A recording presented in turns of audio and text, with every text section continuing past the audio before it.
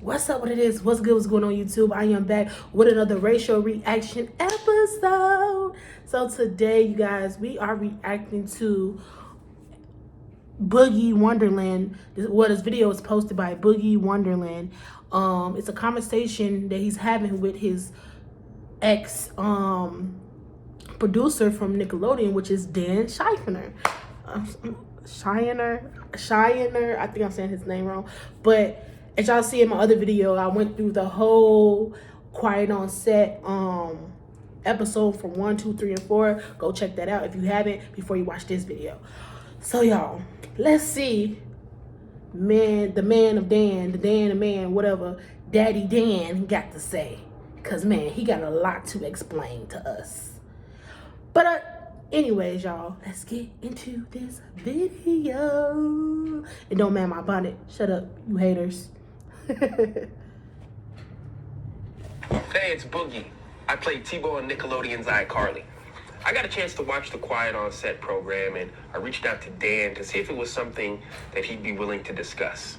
I'm pleased to say that he said yes. Dan, how are you? I put on my glasses, y'all. I'm okay.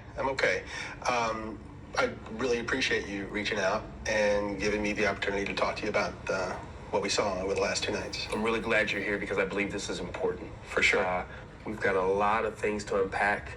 But before I dive into my list of topics that I'd like to discuss, is there anything you'd like to start off with? Absolutely. Watching over the past 2 nights was very difficult. Me facing my past behaviors, some of which are embarrassing and that I regret. And I definitely owe some people a pretty strong apology. Let's talk about the And you do. First off, you should apologize to the kids that was watching, like me. But, you know. massages. Okay. Watching the content yesterday, it was disturbing. It was wrong. It was wrong that I ever put anybody in that position. It was the wrong thing to do. I'd never do it today. I'm embarrassed that I did it then. I apologize to anybody that I ever put in that situation.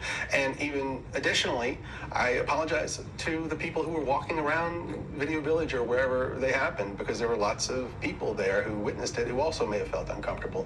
So I owe them an apology as well. Yeah. Dan, talk to me about the writer's room. From what I saw, not cool. No, and I don't mean to cut you off, but if I can cut right to the chase, let me just say, no writer should ever feel uncomfortable in any writer's room, ever, period, the end, no excuses. Okay, y'all, do y'all think that he's playing this whole little, I know I was wrong, whatever? Do y'all really feel like he think that he was wrong? Because right now, he's like, I was going to get to it. I apologize. Like, I feel like he's just saying it because that's he's just saying what we want to hear. If y'all get what I'm saying. Like, do y'all, like, you know, we just saying what, don't you know how you really don't want to apologize? You just say, yep, it's my fault. Comment down below. Most TV writers, comedy writers have been in writers' rooms, and they are aware that a lot of times there are inappropriate jokes made and inappropriate topics come up. But the fact that I participated in that, especially when I was leading the room, it embarrasses me. I shouldn't have done it. And I can tell you why it hurts really bad for me. I remember very clearly my early experiences, my first experiences in the entertainment business. I was green, I was scared, I was excited. It meant the world to me that I was getting those opportunities. And I went in and I got lucky because they were great. My first couple of experiences were fantastic. And the fact that I didn't pay that forward to every employee that walked through my door, it hurts my heart because I should have. And I wish I could go back and fix that. In the writer's room, there's no doubt that sometimes those jokes went beyond the pale, and I said things that went too far or made practical jokes that went too far, and that was wrong. And that was because, you know, I was an inexperienced producer. I was immature. Wouldn't happen today, but I'm just really sorry it happened. Yeah. Now, we know you've had a lot of success over 2 decades. Thousands of people have worked with you, for you. Okay. Let's speak directly to the people who did not have a good experience with you. Okay, I would like to speak to those people because I hate that anybody worked for me and didn't have a good time. You know me. You've been on my sets. Look, I've had some employees that have worked for me for for 10 years, some more than 20 years, who would work with me again. But not everybody. There's still a significant number that didn't have a great time working for me. So my batting average isn't nearly high enough in that area. And the way they wouldn't get the best of me is that I would let the pressure of doing 40 or even more episodes per year, I would let that pressure get to me, which a good boss should never, ever do. Was there specific things that you were doing? Sure, I would snap at people. And if y'all go back to my video before this video, before he even put this interview out, y'all know that I said first that he let all that stuff get to his head. He let all this fame get to his head, y'all. This is what happens when you're insecure. I said that he was very insecure, a very insecure man at that time, and wanted to, because when you're in control, you control stuff that you ain't had no business controlling. You ain't had no business of, you know, he just went overboard, I guess. He just took everything overboard because he wasn't very close with his parents. His parents didn't see him as being that person that's gonna make it. They just left him out, and that plays a lot about how he treat other people. So it stems from childhood. Like I said in my video, go watch it. Times I would be snarky when I could have given them a nicer answer. I would not give people the time that they needed. I would be in too big a hurry to get on to the next thing I had to do. And watching that show, it made me, there were so many times I wanted to pick up a phone and call some of those people and say, I'm so sorry, and let's talk about it. And I wish you'd had a better time, and I wish I could have shown you a better experience. Yeah. Now, you've written hundreds of episodes. Thousands of jokes have been told. Yeah. But currently where we are, some people think that some of those jokes are inappropriate for children. What do you think of that? All these jokes that you're speaking of, that the show covered over the past 2 nights. People helped wrote. Every one of those jokes Somebody was helped write. written for a kid audience because kids thought they were funny and only funny. Okay? Now we have some adults looking back at them 20 years later through their lens, and they're looking at them and they're saying, oh, you know, I don't think that's appropriate for a kid show. I said this in my video. Not that I was on Dan's side, but I said, like, it is kind of weird how you guys are. Well, actually, I said this in my reaction videos of the docu-series before YouTube took it down. No shade. How y'all came back these years. I felt what they were saying, but it's just like, you can't be mad about something that happened 20 years ago as an adult and just be like, yeah, that wasn't appropriate. You ain't know about sex at that time, and I don't care what nobody's saying in these comments. They didn't know about sex. Them kids did not know about sex. They didn't even know they was doing the potato. They didn't know they was squirting in the face. They didn't know nothing about that. It was just funny. And I feel like I have to give Dan some leeway with that. Come on, y'all. He made the jokes back in the back, but you really think that he was fantasizing about these kids? He might have had, because I did say that, like, he probably had like a fantasy how, you know, working with these beautiful girls, you know. I don't know, y'all. I'm just bittersweet. Like, I'm just back and forth with it. Like, you came back 20 years talking about he made you do things you wasn't uncomfortable with, but you was a kid at the time. It's just like, it's like I'm there, like it's like I'm on Dan's side, but not really, you know. But I see where he going with this. But whatever, let's get back. Comment down below, because we got a discussion.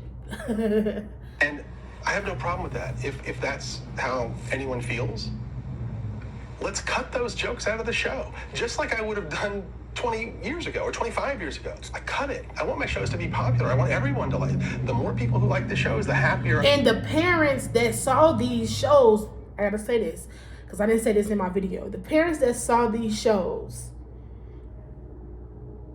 got aired. Y'all didn't see that 25 years ago when he made those sexual oh, sorry, y'all. That he made those sexual jokes. Y'all didn't think to like, oh yeah. But now you're looking at the episode, pulling up your Hulu account, pulling up your Disney Plus account, watching it, all that. And be like, oh my God. He did do that. Oh my God, let's make a documentary on it. Like, it just don't make sense. Why say something about it now? And why? Because the parents saw these episodes getting made. Why did the parents step up and say something? I said that. I think I said that in my video. But why these parents didn't step up before? But whatever.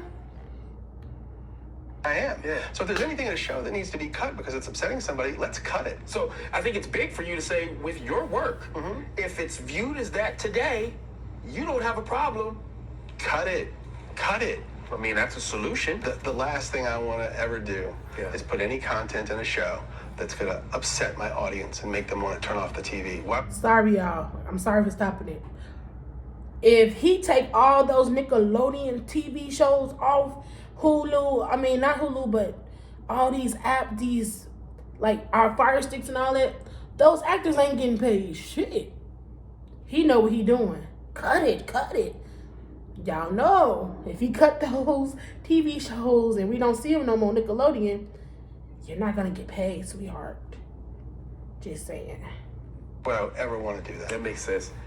I want to give you an opportunity to kind of elaborate on something. Okay. Uh-oh.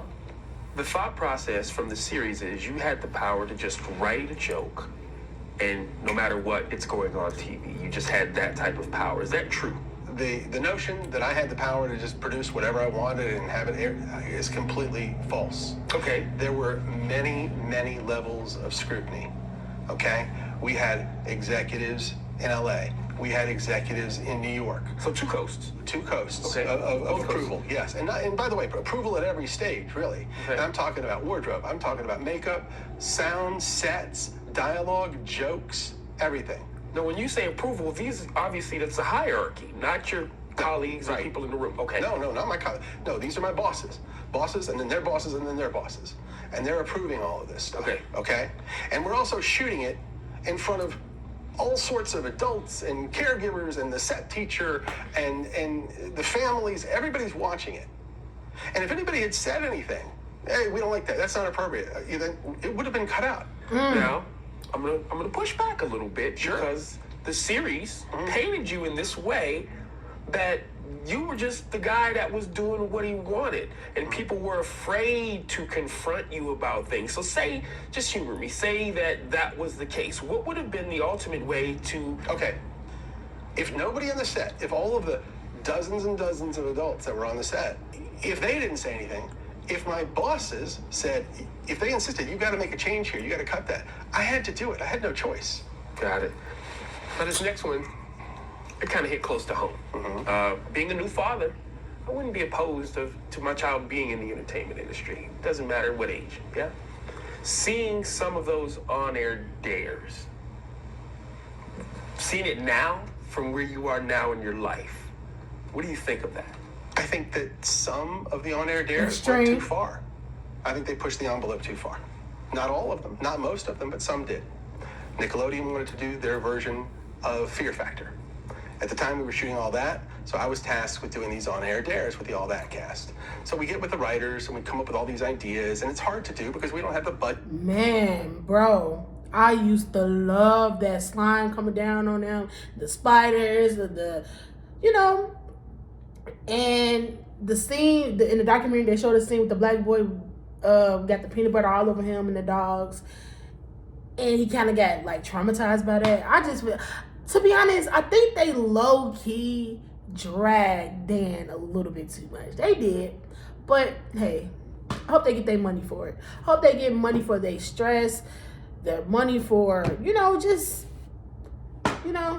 Dan, this is just your sorry video, but you know how people are. They probably not gonna accept his apologies, but it is what it is. But if you never watched Nickelodeon, go to Nickelodeon now. Like, go watch some of the TV shows, because there were great TV shows. R. Carly, Zoe 101, Amanda, all of them. Go watch them. I recommend go watch. Even besides the documentary, those were good shows. Of Fear Factor, and we can't put the kids in dangerous situations like the adults are put in. So it was hard to. And sorry, y'all, for stopping the video and talking so much. Sorry. But guess what? It's my freaking video. come up with stuff, but we would come up with all these ideas of dares they could do. We would give them to the network, and they would say, tell us the ones that were okay. Right. Those are the ones we shot. Those are the ones that aired. At the time, I had no indication that any kid ever had a problem with them. But when I was watching the show over the past 2 nights, I now know that there were kids who did have problems with the on-air dares. And it breaks my heart. And I'm so sorry. I am so sorry to any kid who ever had to do a dare or anything that they didn't want to do or weren't comfortable doing. We went out of our way to make sure they were safe and that everything was done properly. But if a kid was scared and didn't want to do it, kids shouldn't have had to do it. Yeah. Period, the end. Right. And if I had known at the time, I would have changed it. You on the probably spot. wasn't thinking. Now, we also saw the series highlight 2 former writers viewers, 2 women, who spoke about a wage discrepancy. Now, I know that you don't divvy out salaries. Talk to me about that part. Well, you're correct. I have nothing to do with paying writers. I never have. I've never made a writer's deal. And of all the writers I've been in a writer's room with, I never even knew how much most of them were getting paid. Yeah, but we saw these 2 women who were writers for you sharing one salary. How does that happen? It's very simple. There's a common practice in television when hiring writers. If you have a spot for a new writer, sometimes you'll go to 2 writers and say, hey, if you 2 new writers for your first job are willing to share a salary, you can both have the job. They have the opportunity to say, yes, that sounds good, or no, no, thank you. In this case, it was 2 women writers. I've done another show where that teaming was done with 2 male writers, and they split a salary. I did another show where it was a male and a female writer, and they split a salary. So And these are all first-time writers. all first-time writers looking for their first gig. Got it. Now, in the series, they also highlighted 2 black actors who said that they felt overlooked. Now, I want to be clear. I'm never going to speak on anyone else's journey.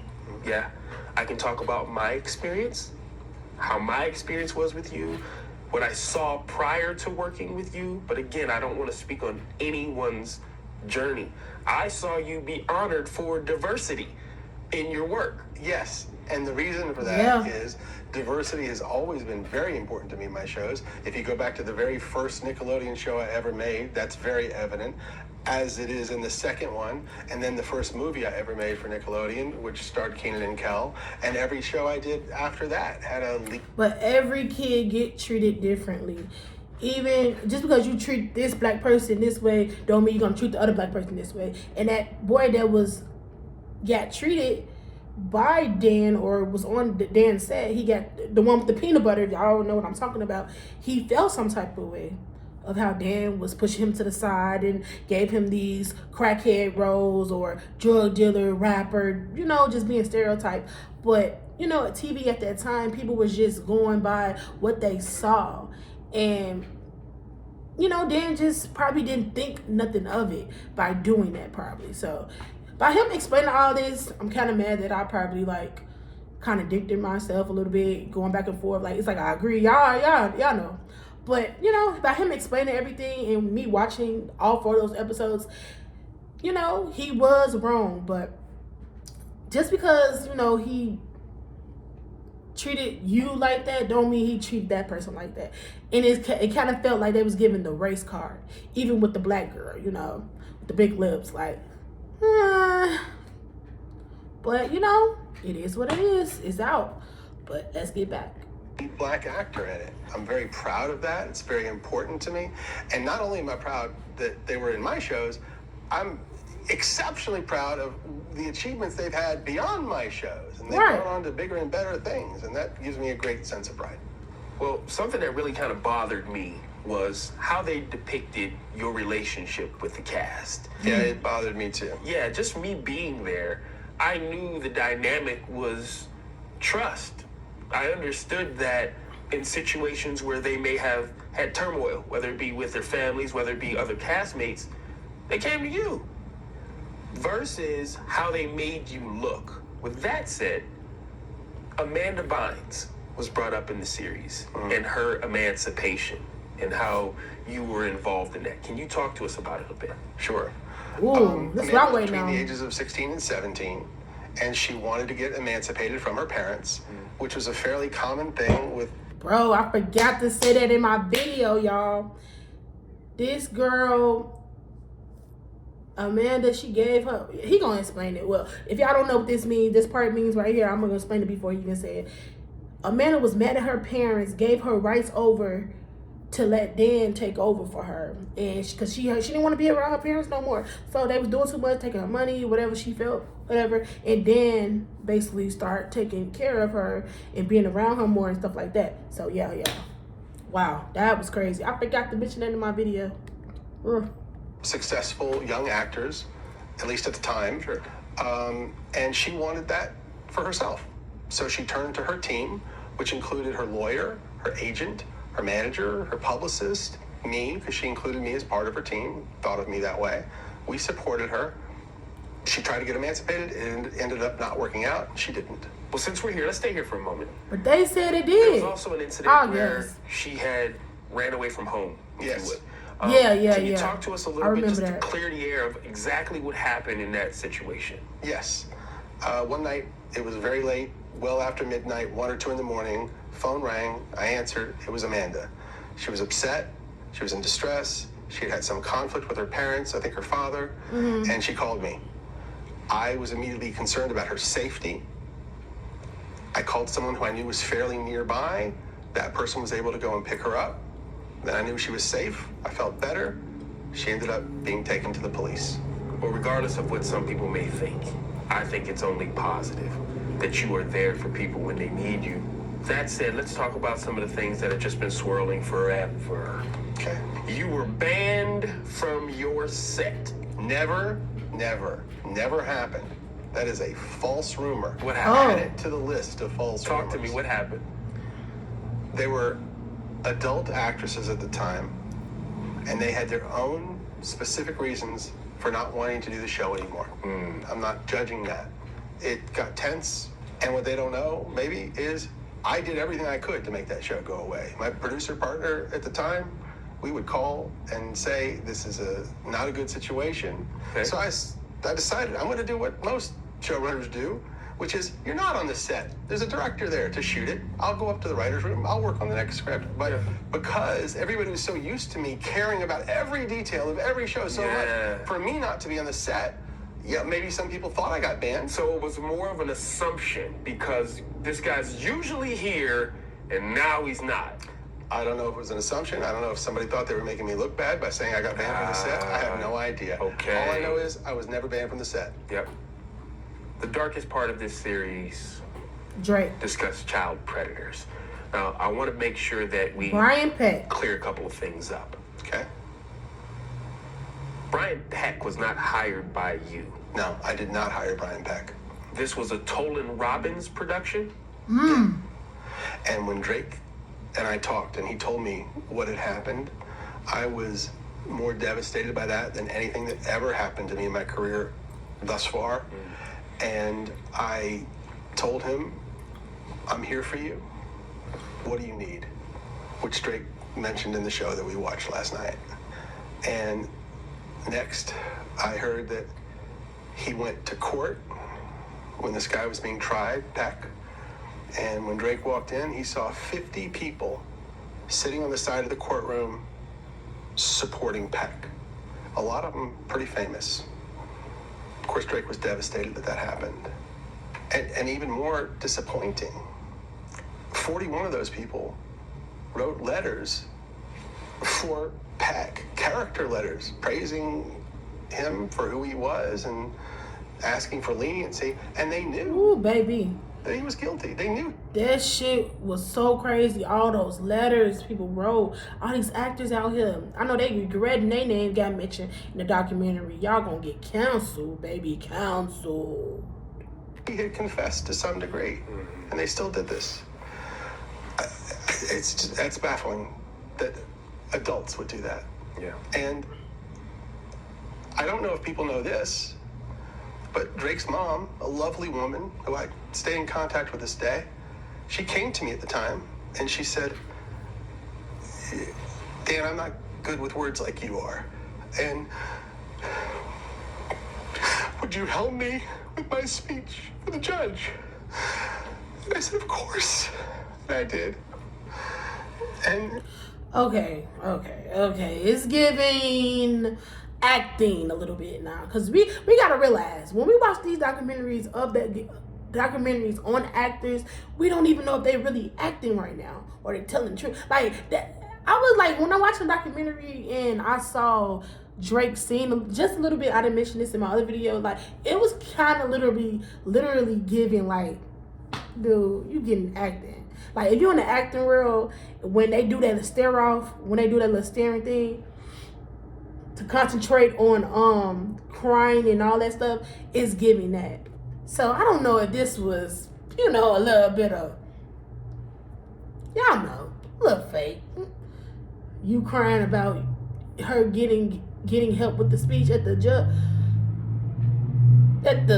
you feel me, the courtroom, and you crying about that? What you getting emotional for right now? You should have gotten emotional about how they was talking about you.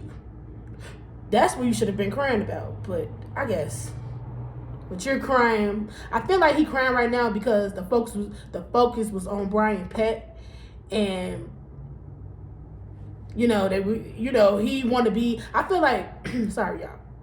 I feel like right now Dan is giving like the attention ain't on me no more. I want people to see me cry, to feel some type of way about, to see that I really care what happened to Drake right now. Like, basically, like, what?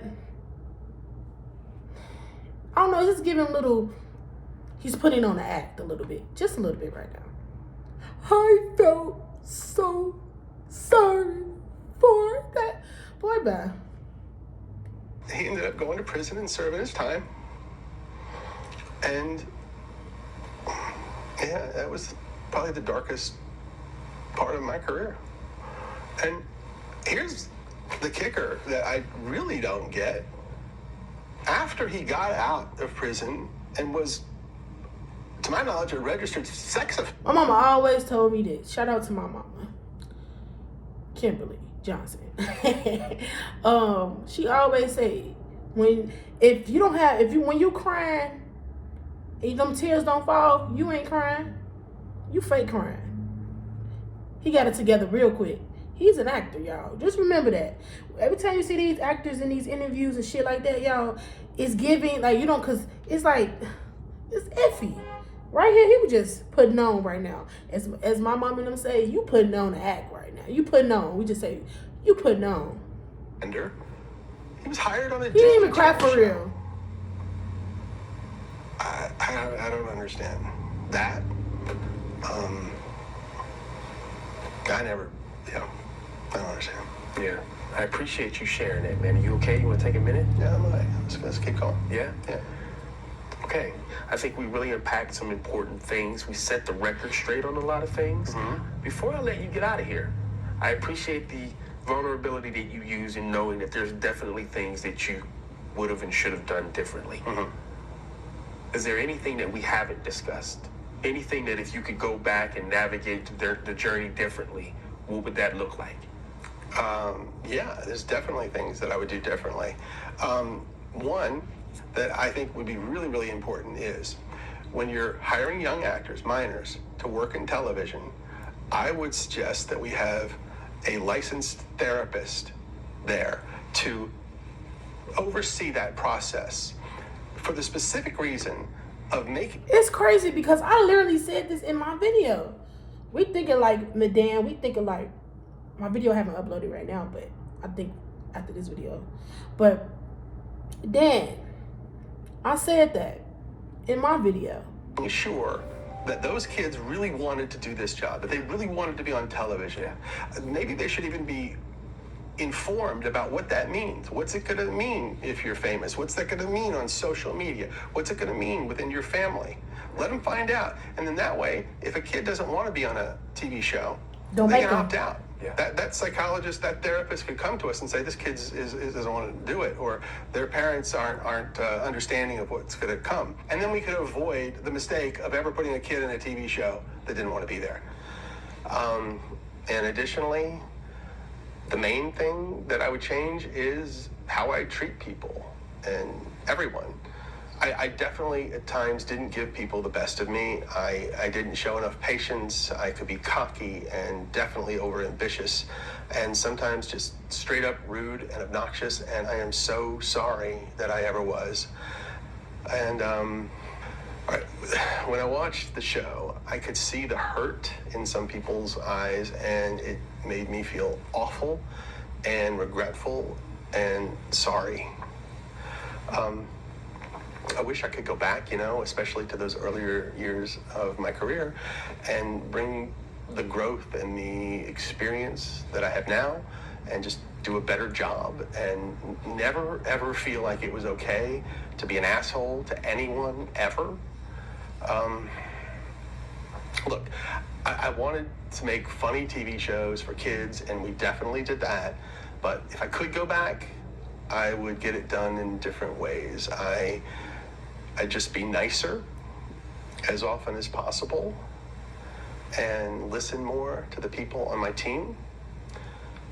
And I would do everything that I could to make sure that everyone had a good experience. That's what I do differently. Dan, I appreciate your time. I appreciate you. Thanks for stopping by, man. Thank you.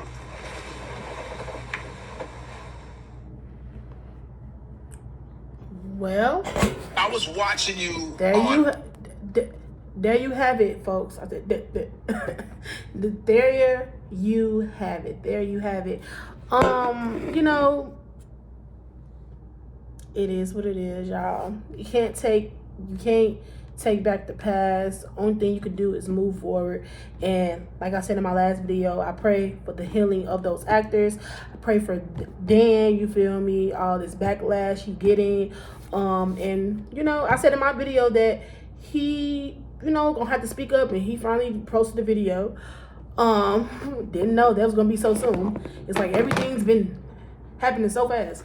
But it is what it is. So I just pray that I pray for everybody's strength and healing. I just pray for them, and y'all should pray for them too. But in the comments, I want to hear you guys' opinions on this interview. Do y'all think it's sincere? Do y'all think like he was just putting on an act? It was just a little bit. He was like, dude, you don't give a fuck for real. You just saying it because that's what we want to hear. That's what I hear back in my man. But anywho, y'all, if y'all like this video, comment down below. If you want me to do more reaction videos, comment down below. Also, like, comment, subscribe, and don't forget to turn on that notification bell. And always remember, the purpose of living is to keep on living and learning, period. Don't mind my door back there, y'all. It's getting fixed. It's getting fixed Monday. But anywho, y'all, peace.